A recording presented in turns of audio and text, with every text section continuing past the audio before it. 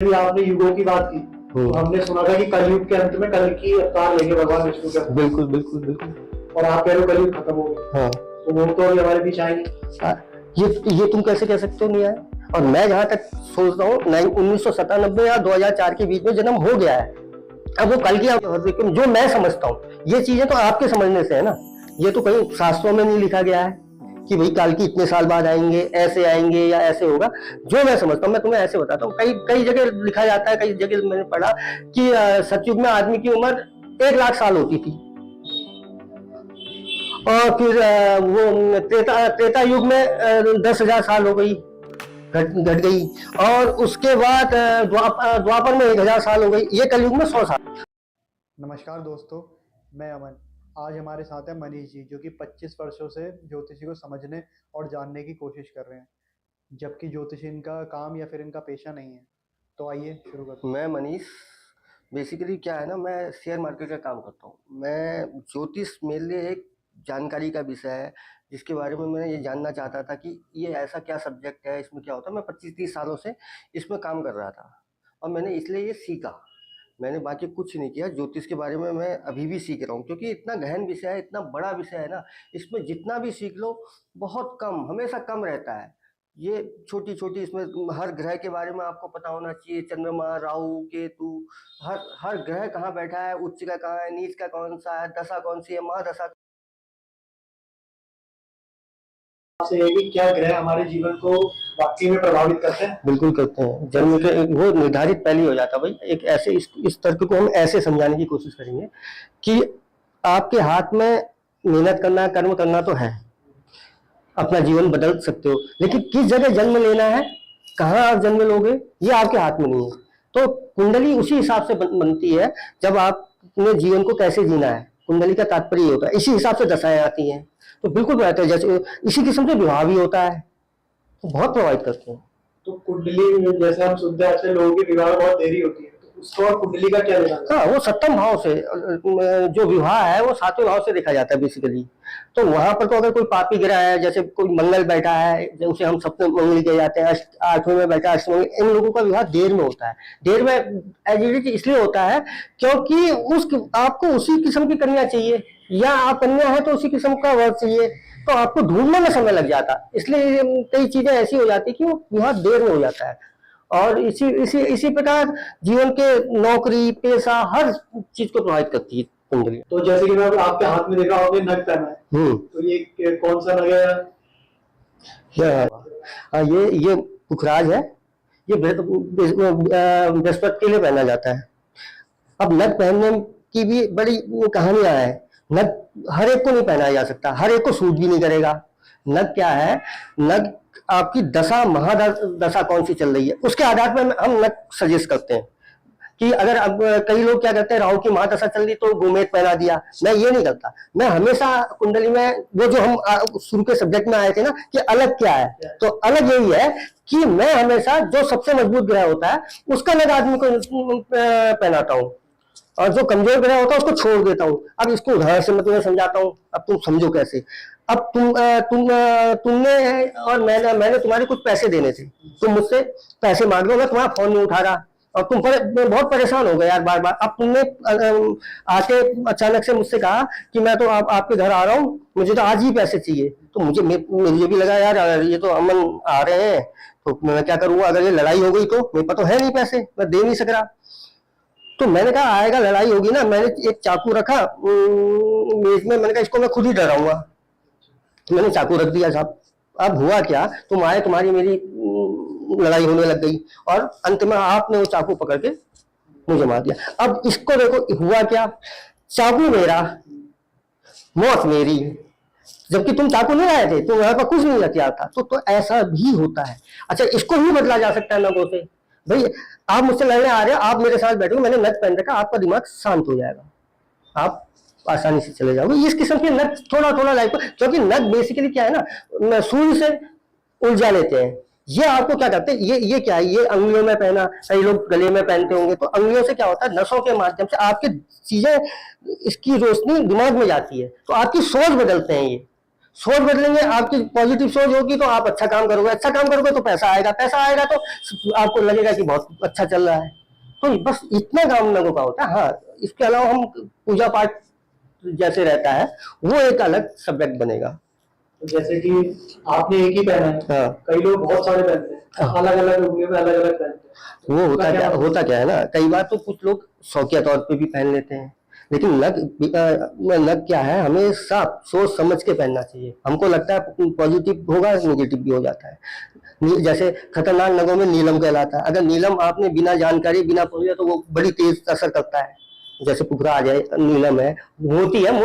मोती एक ऐसा नग है जिसको आप धारण कर सकते हो, उससे बहुत ज्यादा असर नहीं पड़ता। तो कई लोग इसलिए पहन लेते हैं, एक ज्योतिष ने कहा या पुखराज पहन लो, फिर उसको उसको उसमें मजा नहीं आया, अब उसने बना दी उसे, और दूसरे ने कहा हाँ ठीक है पुखराज ठीक है, तुम अब माणिक के पहन लो। तो इस किस्म के नग बढ़ जाते हैं आदमी के उंगली। फिर उसके बीच में, क्योंकि ऐसा दशा, जब महादशा, इसलिए मैं कह रहा हूँ ना, दशा महादशा, जब महादशा अच्छी आएगी तो आदमी का जीवन में अच्छा होने लगेगा, तो उसे लगेगा यार ये वाला पहना था तब से अच्छा हो गया है, या ये वाले में तो नहीं हुआ था, अरे उसमें तेरे को दशा खराब चल रही थी तो अच्छा कैसे होना था, अब दशा बदल गई तो तुझे लगा इस ज्योतिष ने मुझे यह नग पहना है ना, इससे अच्छा हो गया। तो नग कई बार ऐसा है, प्रभाव पड़ता है, मैं ये नहीं कहता नहीं पड़ता, लेकिन बहुत कम। अब नग उसी का पहनना चाहिए जिसकी महादशा अच्छी हो, अच्छे अच्छे के लिए नग पहनना चाहिए, बुरी महादशा में नग नहीं पहननी चाहिए, वो और बुरा हो जाता है। आपने लास्ट में बोला कि महादशा, तो मैं पूजा पाठ करना, मंदिर में जाना, ये दशा को बदल सकता है, हमारी खराब दशा को? बिल्कुल बिल्कुल। देखो, मैं हमेशा इसीलिए कहता हूँ कि उपाय ज्यादा कामयाब है, ये नग के अपेक्षा मंदिर जाना, उस पूजा पाठ करना, अब उसका असर हवन करना, कई चीजें हम भाई अब पूजा करते हैं फिर हवन भी करते हैं, तो वो पॉजिटिव बेसिकली क्या है ना, जब आपके जगह पे अच्छी पॉजिटिव एनर्जी होगी तो चीजें अपने आप अच्छी होंगी। अब जब निगेटिव एनर्जी होगी तो चीजें हमेशा खराब होंगी। तो पूजा बहुत जरूरी है और करनी भी चाहिए। मंत्र साथ में, अगर आप मंत्र जप सको, हनुमान चालीसा पढ़ सको, जैसे हम किसी को कई बार सजेशन करते हैं, वो कहते हैं हम नग नहीं पहनाते, मैं कहता हूँ कि किसी को मंगल की महादशा चल रही है तो वो नहीं कर पाता, वो नग पहनने में कई लोग झिझकते हैं, तो मैं हमेशा कहता हूँ हनुमान जी का जाप करो, हनुमान चालीसा करो, हनुमान जी को सिंदूर चढ़ाओ। तो उपाय कई है, कई किस्म से हम लोग ये ज्योतिष विद्या में अभी कहा ना, बहुत बड़ा विस्तार का विषय है, बहुत बड़ा विषय है, तो इसमें कई उपाय हैं, कई चीजें हैं। तो ये चीज लाइफ में बड़ी तगड़ी बनती है कि हमको करना क्या चाहिए, क्या नहीं करना चाहिए। जैसे आजकल हम देख रहे हैं लोग पूजा पाठ मंदिर से ज्यादा कन्वर्ट हो गए तांत्रिकों में। हाँ, बाबा हो गए। बिल्कुल बिल्कुल। हाँ, अब ये एक अलग सब्जेक्ट है। तांत्रिक क्या है ना, तांत्रिक बेसिकली आपको लगता है जैसे आपकी किसी से दुश्मनी हो गई, तो आप उसका तो कुछ बिगाड़ नहीं पा रहे हो, बड़ा आदमी है, तो आपको लगता है यार इस पर कोई जादू टोना कर दूं, तो ये वो तांत्रिक क्या है, उनके पास थोड़ी शक्तियां होती हैं, इतनी मेहनत की होती है उन्होंने शमशान में जाके। कुछ तांत्रिकों में, हर एक पे वो शक्तियां नहीं होती, उन लोगों से आप उपाय कर लेते हो कि दूसरे का हित करने का। तो तांत्रिक विद्या बेसिकली ना ज्योतिष में वैसे नहीं आती, ज्योतिष कुंडली सब्जेक्ट नहीं है, तांत्रिक एक अलग विद्या है ना, वो कुंडली वाला नहीं है कि कुंडलियों से जो हम अध्ययन कुंडली पे कर रहे हैं, तांत्रिक एक अलग विषय है। इसमें भी कभी हम एक दिन पूरा एपिसोड बनाएंगे कि तांत्रिक, जब मैं भूत वाली बात कर रहा था, वो उसी में हम इस सब्जेक्ट को लेंगे जरूर। जैसे हम देखते हैं लोग तांत्रिक के पास जा ही रहे हैं आजकल, तो उनके ग्रहों पे, उनकी किस्मत पे क्या फर्क पड़ेगा? बिल्कुल पड़ेगा, हाँ बिल्कुल बिल्कुल भाई। अब मैं तुम्हें बताता हूँ, ऐसे समझो अमन, आपके पिछले जन्म के कर्म और इस जन्म के कर्म ही आपका भाग्य बनाते हैं। भाई आपने पिछले जन्म में अच्छे कर्म किए तो आप एक अच्छे परिवार में पैदा हुए। अब इसको ऐसे समझो, भाई आपके हाथ में पैदा होना तो था नहीं, आपके हाथ में क्या था, पढ़ाई करना, नौकरी के लिए कोशिश करना या बिजनेस करना, ये आपके हाथ में था। पैदा कहाँ होगे, ये तो आप कहो मैं तो अपने अंबानी जी के घर में पैदा हुआ, तो हो भी सकते ना, तो कोई तो हुआ ना। हाँ, वो क्या हुआ, तुम क्यों नहीं हुए? तो एक्चुअली में होता क्या है, उसके पिछले जन्म के काम बहुत अच्छे थे, तो उसको सुविधा शुरू से ही मिल गई, आपको संघर्ष करना पड़ा। तो भाई आपने कोई गलत काम पिछले जन्म में किए होंगे, तो उसका असर है वो इस हिसाब से निर्धारित होता है कि आपने कहाँ जन्म लेना है, और फिर मेहनत, इस जन्म में अच्छे कर रहे हो, मेहनत से धीरे धीरे ऊपर आ रहे हो, फिर अगला जन्म होना है। ये तो एक चक्र है। अब हमको लगता है किसने देखा है, कई चीजें लोग कहते हैं कि अगला जन्म किसने देखा, नहीं, बिल्कुल होता है। भाई अगला अगर अगला जन्म नहीं होता तो सब लोग एक से हो जाते, सब अलग एक ही जगह पैदा होते, तो ऐसा नहीं है ना। भाई कोई तो ऐसी शक्ति है जिसका संचालन चल रहा है। वो जो हम सब्जेक्ट में करेंगे, वो अवतार अवतार वाला हमारा एक सब्जेक्ट ये भी था आज का शायद, तो उसमें मैं बताऊंगा ना कि वो उसमें क्या होता है। बिल्कुल। हम बचपन से सुनते आ रहे हैं कि 7 जन्म होते हैं हमारे। नहीं नहीं नहीं, 7 जन्म ये कैसे सुना क्या सुना ये तो मैं नहीं कह सकता। हाँ, 12 बार जन्म जरूर होता है। अब मैं इसको बता सकता हूँ कि कैसे होता है।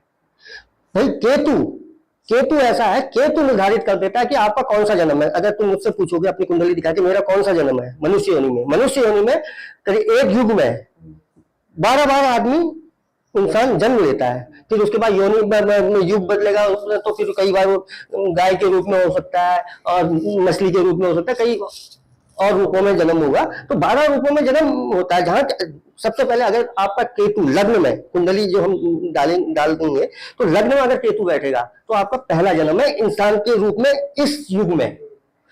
और उससे पहले आप कुछ और थे भाई, जन्म लेते रहे, फिर जब सब कुछ आपका हो गया तो आप इंसान के रूप में जब आ रहे हो, केतु आपके नंबर 1 में आएगा। अगर दूसरा जन्म होगा फिर इंसान के रूप में, तो केतु 2 में आएगा। ऐसी कुंडली के 12 ग्रह हैं। 12 ग्रह में जिसके लास्ट में 12 में केतु होगा, वो उसका फिर इस युग में, मतलब चाहे वो त्रेता युग चल रहा होगा चाहे सतयुग चल रहा होगा, लास्ट जन्म होता है। उसके फिर वो अगले युग में इंसान के रूप में आएगा। तो फिर लास्ट इंसान का रूप उसका यहीं तक रहेगा। तो जन्म होता है, बिल्कुल होता है, ये भी होता है। 7 नहीं होते? 7 मेरे हिसाब से 12 होते हैं। अब 7 किसने कहा कैसे कहा मैं ये तो नहीं कह सकता, लेकिन 12 होते हैं ये तो पक्का है, क्योंकि केतु निर्धारित कर देता। अच्छा, केतु ही वो ग्रह है ना जो, भाई आपका केतु 1 में होगा, 1 नंबर पर लग्न में होगा, तो आपका स्वभाव 1 नंबर क्या है, आपका चेहरा चरित्र देखना। तो जब केतु 1 नंबर पर होता आप उग्र विचार के होंगे। फिर केतु 2 नंबर पर जाएगा तो आप धनवान घर में पैदा होगे, वो धन का भाव है। तृतीय भाव में आएगा आप लड़ने मारने पुलिस वाले हो जाओगे, या कहीं मिलिट्री में हो जाओगे, जिसमें लड़ने झगड़ने वाली चीजें हो जाती हैं।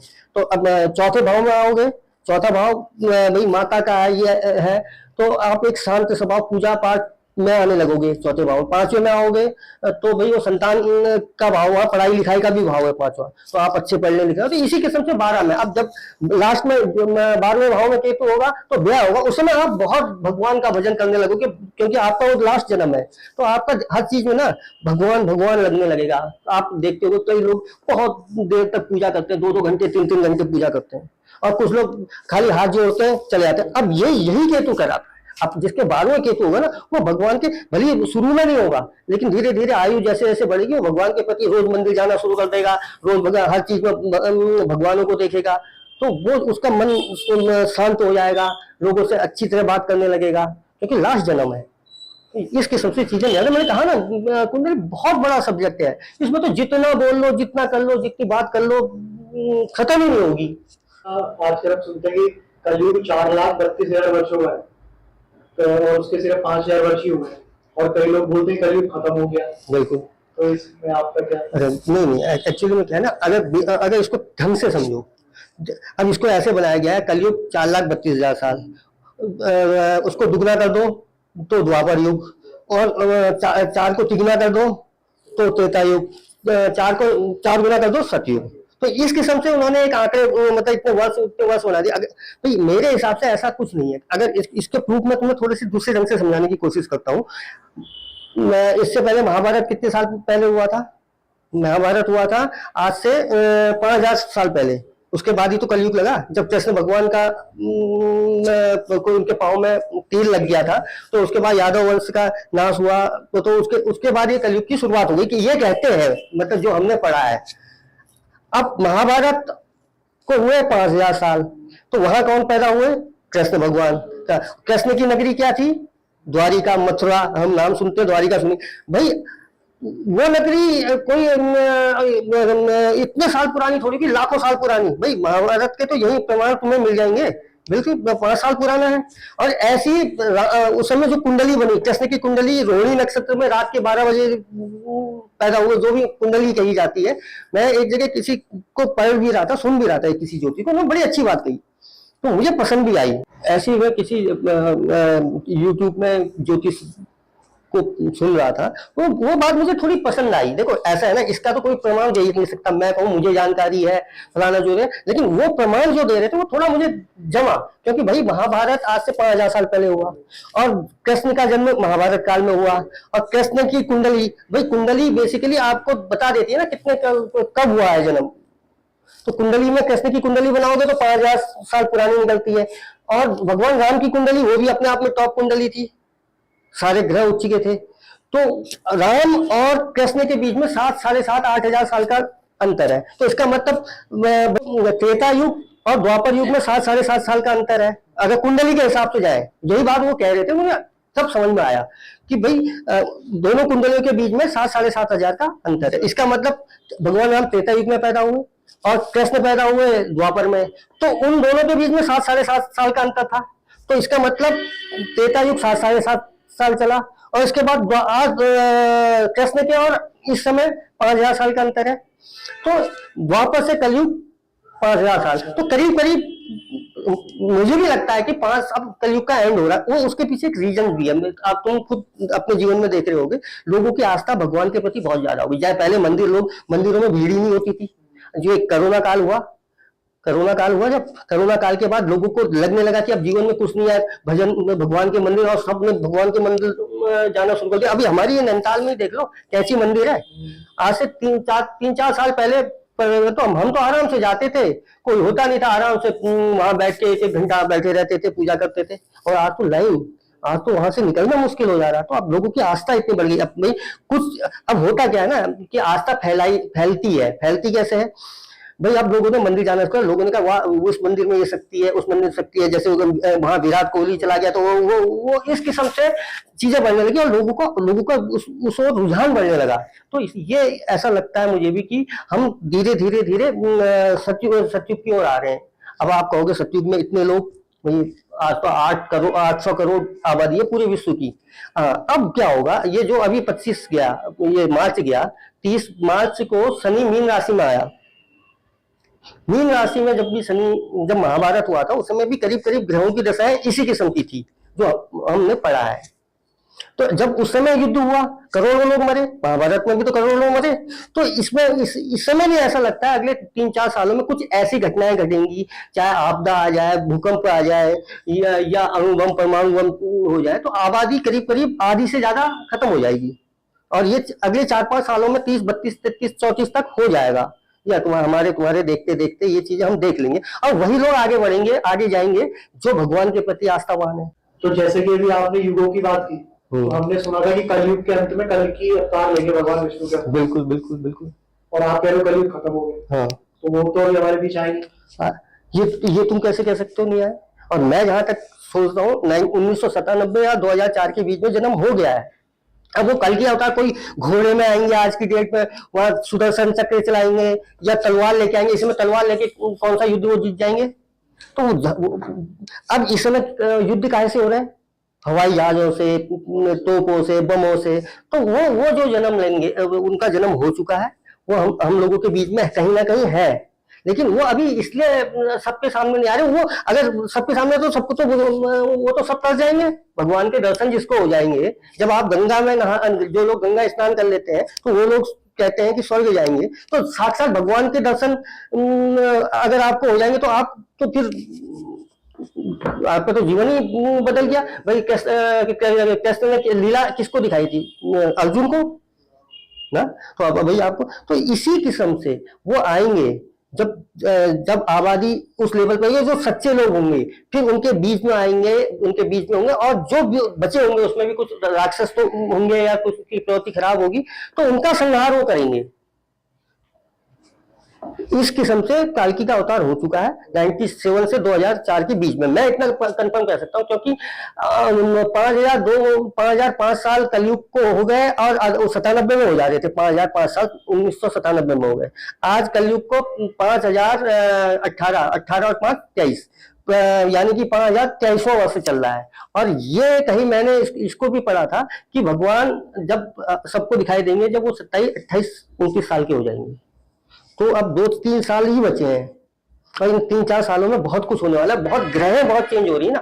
सबसे बड़ी बात है कि इसमें अब जो बरसात लंबी चल रही है, जाड़ा कम रह गया है, गर्मी बढ़ गई है, तो कई कई किस्म की उसमें इन्वायरमेंट में भी चेंज आ रहा है।